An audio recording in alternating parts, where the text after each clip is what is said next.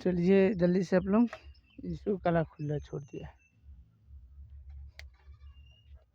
तो चलिए, जय हिंद, जय श्री राधे राधे। तो जैसा कि मालूम हम लोग का आधुनिक इतिहास का तीसरा क्लास है, जो कि आज हम लोग जो पढ़ने वाले बाबू देखिएगा कि बंगाल के शासक के बारे में, और जो कि बंगाल पर जब कि अंग्रेज़ों ने कैसे अपना अधिकार किया उसके बारे में भी हम लोग आज पढ़ने वाले, ठीक है। तो चलिए हम लोग बिना देरी क्लास को स्टार्ट करते हैं और अपना क्लास को आगे लेके चलते हैं, ठीक है। तो आप लोग आराम से सुनिएगा पहले, ठीक है। बाद में इच्छा करे अगर ना याद हो तो कुछ की पॉइंट है उसमें का लिख लीजिएगा, अन्यथा आप लोग तो सुनने की याद कर सकते, ठीक है। तो देखिएगा बंगाल के जो शासक थे शाह शुजा, ठीक है, शाह शुजा, जो कि बंगाल के शासक रहे शाह शुजा, हाँ ठीक है। तो शाह शुजा ने सर्वप्रथम जो कि 1651 ईस्वी में अंग्रेजों का जो कि व्यापारिक छूट का जो कि अनुमति दे दी है, जो कि बंगाल के शासक थे शाह शुजा। तो अंग्रेजों ने अपना, देखिए अंग्रेज बहुत चतुर चालाक था, ठीक है। वो धीरे धीरे भारत के हर एक चीज़ को बीच में किसी से अनुमति नहीं ले रहा है, बट कि देखिएगा कि सबसे पहले शाहजहाँ से उस सूरत को ले लेता है अनुमति आराम से, फिर यहाँ शाह शुजा से देखिएगा बंगाल को ले रहा है, नीचे मद्रास में ले लिया था, मतलब तो पहले चारों ओर से इर्द गिर्द घेर रहा है। तो शाह शुजा ने अनुमति दे दिया कि चलो ठीक है व्यापार करो। इस अनुमति को देखिएगा इतिहास में जो कि निशान कहते थे, ठीक है क्या, इस अनुमति को उन्होंने निशान कहा। 1698 ईस्वी में देखिए अंग्रेजों ईस्ट इंडिया कंपनी की जो कि 3 गांव जो कि सुतानुती, ठीक है, और कालीकट और गोविंदपुर, 3 जो कि गाँव को उन्होंने मांगा था, लिया था, ठीक है। जो कि इन 3 गाँवों को जो कि जमीन जो कि जागीरदार समझे कि 1200 रुपये भुगतान कर प्राप्त, ठीक है, प्राप्त की, और यहाँ पर फोर्ट विलियम का निर्माण किया। चार्ल्स आयर जो कि फोर्ट विलियम के प्रथम जो कि प्रेसिडेंट हुए, ठीक है, चार्ल्स आयर जो फोर्ट विलियम का फर्स्ट जो प्रेसिडेंट हुए। कालांतर में देखिएगा यही जो फोर्ट विलियम जो अति है विलियम, यही कालांतर में जाके कलकत्ता का है, ये कलकत्ता प्रेसिडेंसी का है, आज जिसे हम लोग इसको कोलकाता कहते हैं, ठीक है। तो आप देखिए कोलकाता पहले क्या था, तो पहले इसको फोर्ट विलियम की स्थापना किया गया। ये फोर्ट विलियम के पहले का जो प्रेसिडेंट जो कि चार्ल्स आयर थे, जिन्होंने कालांतर में आगे जाके जाके कलकत्ता नगर कहलाई, ठीक है। जिसका नींव देखिएगा, जिसका नींव किसने रखा था, तो जॉर्ज चारनॉक, ठीक है, जॉर्ज चारनॉक ने जो कि इसका नींव डाला था फोर्ट विलियम का, फोर्ट विलियम का, ठीक है। भारत में देखिएगा फ्रांसीसियों का जो कि प्रथम कोठी या कह लीजिए कि फैक्रो, ठीक है, फैक्रो कैरो के द्वारा क्योंकि सूरत में 1668 ईस्वी में स्थापित किया गया था, और 1674 ईस्वी में फ्रांसीसी जो कि कंपनी के निर्देशक जो कि फ्रेडरिक मार्टिन ने वालीकोंडापुर के जो कि सूबेदार शेर खां लोधी को पांडुचेरी नामक एक गांव प्राप्त किया, ठीक है। कहाँ के, तो पांडुचेरी नाम के एक गांव था, और किससे प्राप्त किया था, जो कि फ्रेडरिक मार्टिन ने, तो वो थे जो कि वालीकोंडा के जो कि सूबेदार थे उस समय के शेर खां लोधी, ठीक है।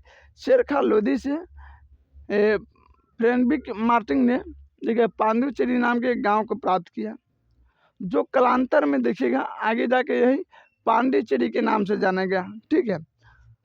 प्रथम कर्नाटक युद्ध की हम लोग बात करते हैं, प्रथम कर्नाटक युद्ध का, तो प्रथम कर्नाटक युद्ध देखिएगा 1746 से लेके 48 के बीच होता है, और इसमें ऑस्ट्रिया के जो कि उत्तराधिकारी यानी ऑस्ट्रिया के राजकुमार की बात हो रहा है, इस युद्ध से प्रभावित था। 1748 ईस्वी में हुए एक की संधि, जिस संधि का नाम था एल ला जो कि सपाला, ठीक है, ए ला सपाला की संधि के द्वारा ये ऑस्ट्रिया के जो कि उत्तराधिकारी वाला जो युद्ध था ये समाप्त हो गया। और इसी संधि के तहत देखिएगा प्रथम कर्नाटक युद्ध भी समाप्त हो जाता है। वहीं पे बात करें दूसरा कर्नाटक युद्ध का, तो दूसरा कर्नाटक युद्ध 1749 से लेकर 1754 के बीच लड़ा गया था। और इस युद्ध में फ्रांसीसी गवर्नर जो कि डुप्ले, ठीक है, डुप्ले, फ्रांसीसी गवर्नर से डुप्ले जो डुप्ले की हार हुई और उसे वापस जो कि बुला लिया गया, फ्रांस चला गया। और उसी की जगह पर देखेगा जो कि गोडोई को भारत का जो कि अगला फ्रांसीसी गवर्नर बनाया गया, ठीक है, गोडोई को। पांडिचेरी के बात कर लेते, पांडिचेरी की संधि के साथ ये भी युद्ध समाप्त हो गया, कर्नाटक का दूसरा युद्ध। तीसरा हम लोग बात करते हैं कर्नाटक का तीसरा युद्ध, तो ये लड़ा गया था 1756 के से लड़ा गया था, ठीक है।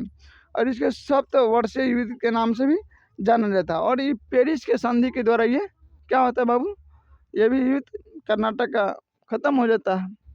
अगला हम लोग बात करते हैं 1760 से। तो 1760 से देखिएगा कि अंग्रेजी सेना ने देखिए सर आयरकुट, ठीक है, सर आयरकुट के नेतृत्व में वांडीवास का युद्ध लड़ा था। क्या, वांडीवास का युद्ध लड़ाई। और फ्रांसीसी को इसमें इस वांडीवास के युद्ध में बहुत बुरी तरह से हार हुआ, ठीक है। तो इसमें फ्रांसीसी का बहुत बुरी तरह से हार हुआ। वहीं पे बात करें 1761 में, तो पांडिचेरी को छीन लिया फ्रांसीसियों से। पांडिचेरी को क्या हुआ, अंग्रेजों ने छीन लिया। 1763 ईस्वी में हुई एक संधि थी, पेरिस के संधि, जो आपको कर्नाटक के तीसरे युद्ध में बताए थे।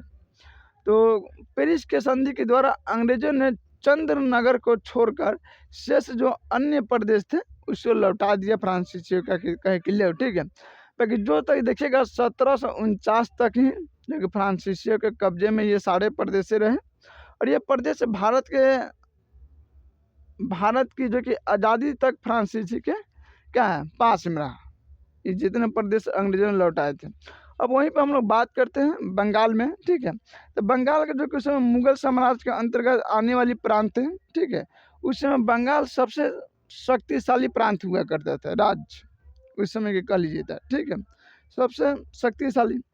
उसी में बात करते हैं कि मुरिद, ठीक है, मुरिद कुली खां जो कि स्वतंत्र शासक था बंगाल का, मुरिद कुली खां। परंतु वह जो कि नियमित रूप से मुगल बादशाह को राजस्व भेजता रहता था, अपन कर देता। शासक भले ही बंगाल के था मुरिद कुली, बाकी जो मुगल सम्राट थे उनको ये पैसे देते रहते थे। मुरिद देखिए मुर्शिद कुली खान ने जो कि अपनी राजधानी ढाका से जो कि मुर्शिदाबाद में स्थापित किया, ठीक है। और इसने जो कि इजारेदारी का भी प्रथा का शुरू किया। और उसी तथा कृषकों के लिए जो कि तकावी जो कि ऋण को प्रदान किया। तकावी ऋण जो देखिएगा, ऋण जो होता है खेती के लिए जो कि अग्रिम कर्ज देने वाली ये प्रथा शुरू किया, ठीक है।